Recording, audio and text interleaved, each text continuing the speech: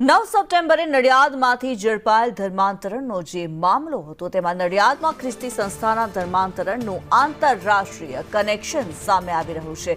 નડિયાદની restoration and revival ટ્રસ્ટના નેજા હેઠળ ચાલતા નેટવર્કનો ભાંડો ફૂટ્યો છે।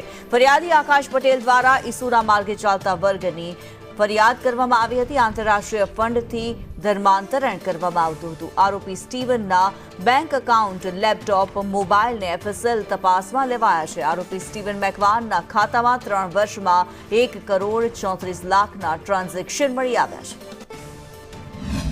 તો કુલ 2 આરોપી હતા, જેઓ રિસ્ટોરેશન રિવાઇવલ ફાઉન્ડેશન ટ્રસ્ટ નામની સંસ્થા ચલાવતા હતા અને તેના પ્રમુખ છે, જેમનું નામ છે સ્ટીવન મેકવાન। તેઓ ગુજરાતના દાહોદ, તાપી, નર્મદા, ભરૂચ, આણંદ તેમજ રાજસ્થાન, મહારાષ્ટ્ર, ઓરિસ્સા, હરિયાણા, પંજાબ અને દિલ્હી વગેરે સ્થળોથી જે અનુસૂચિત જાતિ અને અનુસૂચિત જનજાતિના લોકો છે એને ત્યાં બોલાવી અને કોઈપણ જાતની કાયદેસરની પ્રક્રિયા અનુસર્યા વગર એમનું ખ્રિસ્તી ધર્મમાં ધર્મ પરિવર્તન કરાવતા હતા। તેઓને ચમત્કાર, લોભ, લાલચ આપવામાં આવતી। ત્યારે અમારા સંવાદદાતા કરુણેશ અમારી સાથે અત્યારે જોડાયેલા છે। કરુણેશ, આપની પાસેથી જાણવા માંગીશું, ધર્માંતરણનો જે મામલો સામે આવ્યો હતો તેનું હવે આંતરરાષ્ટ્રીય કનેક્શન ખુલી રહ્યું છે, શું છે માહિતી?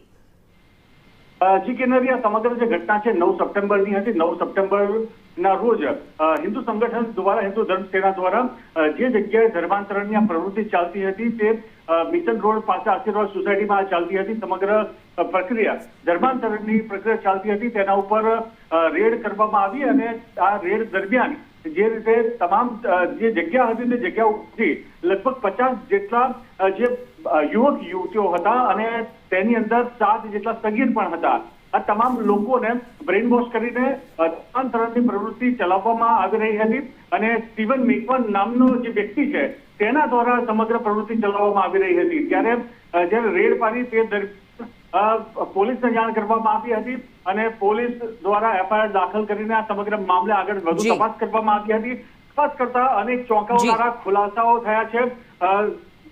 આંતરરાષ્ટ્રીય ફંડ આ ધર્માંતરણ માટે પૂરું પાડવામાં આવ્યું હોવાના પણ પોલીસ તરફથી ચોંકાવનારા ખુલાસા કર્યા છે। કિન્નરી, જી બિલકુલ, ધન્યવાદ કરુણેશ આ માહિતી માટે।